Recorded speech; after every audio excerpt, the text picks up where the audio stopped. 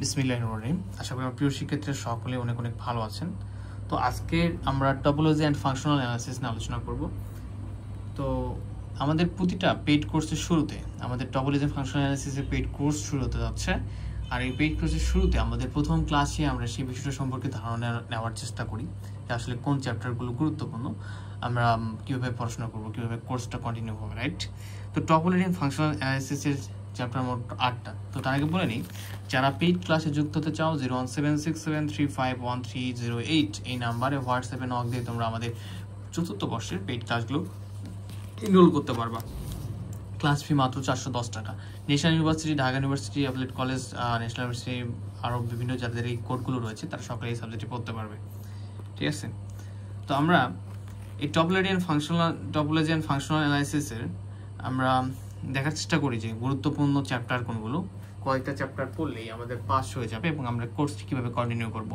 তো আমাদের প্রথমত চতুর্থ বর্ষের 8টা সাবজেক্টই কমপ্লিট করে দেওয়ার টার্গেট ইনশাল্লাহ, বিশেষ করে আমার। তো এখানে আমি সময় নেওয়ার চেষ্টা করব 8 মাস সময় নেওয়ার চেষ্টা করবো ইনশাল্লাহ, যার মধ্যে আমি সব চ্যাপ্টার না হলেও গুরুত্বপূর্ণ চ্যাপ্টারগুলো খুব ভালোভাবে শেষ করে দেওয়ার চেষ্টা করব। এটা আমার প্রাথমিক একটা টার্গেট, বাট ইনশাল্লাহ এবার আমি খুব দ্রুতই শেষ করে দেবো এর আগে। তো দেখো, তোমাদের এখানে চ্যাপ্টার রয়েছে টোটাল 8টা।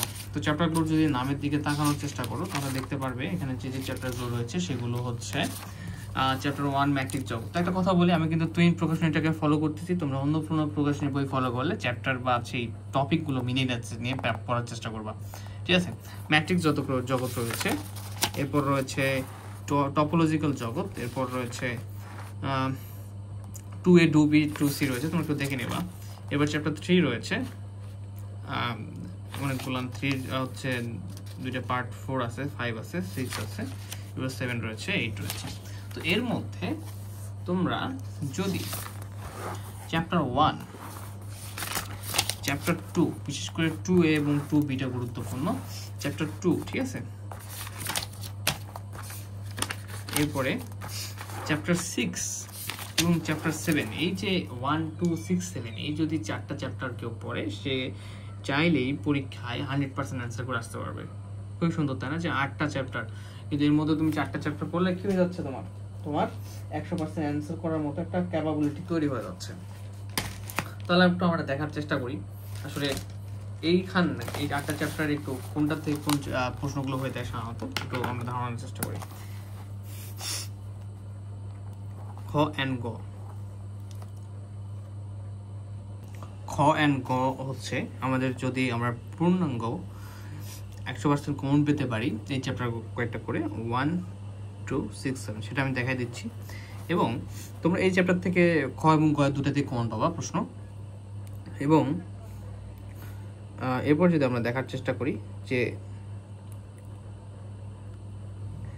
চ্যাপ্টার 4,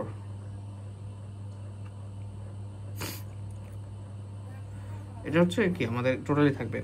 আর হচ্ছে খ, শুধু খ বিভাগে তুমি যদি চ্যাপ্টার 3 তাকানোর চেষ্টা করো, বিশেষ করে 3A, ঠিক আছে? এটা হচ্ছে ক্ষয়ে থাকে বেশিরভাগ সময়।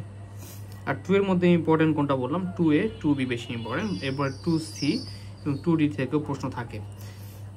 এখন দেখো, শুধু ক্ষয় এটা হয়। আরেকটা চ্যাপ্টার রয়েছে আমাদের যেটা চ্যাপ্টার 5। তো চ্যাপ্টার 5 থেকে মাত্র 1টাকে 2টা ম্যাথ রয়েছে। তো খুব কম সংখ্যক প্রশ্ন আসে মাঝে মাঝে, ম্যাক্সিমাম ইয়ারে এটাতে কোশ্চেন হয় না, আসলেও খ বিভাগে কোশ্চেন হয়, ঠিক আছে? বা গ বিভাগে একটা কোশ্চেন হয়ে থাকে।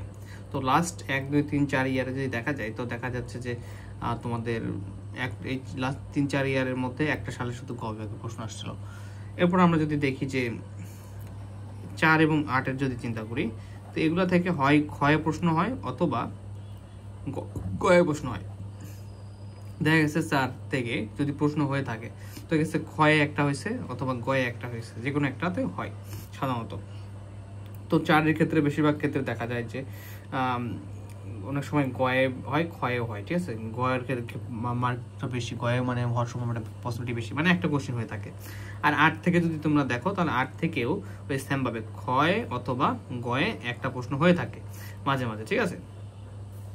কিন্তু এই যে 4টা প্রশ্ন দেখলাম, এই 4টা চ্যাপ্টার থেকে খ এবং ক উভয় হচ্ছে পার্টি প্রশ্ন হয়ে থাকে। তার মানে আমাদেরকে এই 4টাতে বেশি ফোকাস দিতে হবে। এরপরে ফোকাস দেবো আমরা হচ্ছে 4 এবং 8-এ। তো 4টা এবং এই 4 8 করলে তোমাদের ইনশাআল্লাহ কভার হয়ে যাবে। তার মধ্যেও আমরা কি এই 4টাকে বেশি ভালো মুখস্থ করব। তো আমরা দেখি একটু সালের প্রশ্নগুলো যে আসবে কিনা। তো তোমরা দেখো 22 সালে যে প্রশ্নটা রয়েছে এখানে দেখো, যদি তোমরা তো দেখো চ্যাপ্টার 1 থেকে হয়েছে, 2 থেকে হয়েছে 2B। এরপর আমরা 1 2 আর 6 7 নিয়েছি, তাই না? 1টা 2টা এখানে 2 থেকে হয়েছে, 7 থেকে 7 থেকে 7 থেকে 6 থেকে। তো দেখো আমাদের এই 4টা যে সাজেস্ট করা চ্যাপ্টার, এই চ্যাপ্টারগুলো থেকেই 1টা 2টা 3টা 4টা 5টা 6টা 7টা প্রশ্ন হয়ে গেছে। আচ্ছা, আমরা যদি আরেকবার দেখি যে গ বিভাগে যে চ্যাপ্টার 1 চ্যাপ্টার এটা কিন্তু গ বিভাগ, ঠিক আছে, ভুল করে খ লিখে দিচ্ছে।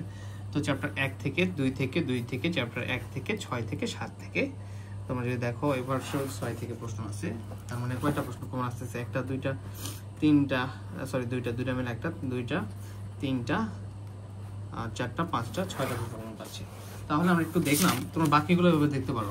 তাহলে আমরা একটু কনফিডেন্স পাচ্ছি যে এই চ্যাপ্টার, এই সাবজেক্টে আমরা যদি 1 2 6 7 করি খুব ভালো হবে, আমরা সবই অ্যান্সার করতে পারবো। আর ক বিভাগে 10 মার্ক কনফার্ম করতে হবে। এরপরে বাকি যে চ্যাপ্টারগুলো আছে আমরা বুঝতে পারবো ইনশাআল্লাহ। তো এই পর্যন্তই আজকে। আর যারা পেইড ক্লাস করতে চান আবারও বলি 01760351308 নাম্বার হোয়াটসঅ্যাপে নক দিয়ে মাত্র 410 টাকা ফি পেইড করে আপনারা পেইড ক্লাসে ভর্তি হতে পারবেন। এবং আমাদের সাপ্তাহিক রুটিন অনুযায়ী আমরা ইনশাআল্লাহ ক্লাসগুলো কন্টিনিউ করবো। ধন্যবাদ সবাইকে। আসসালামু আলাইকুম।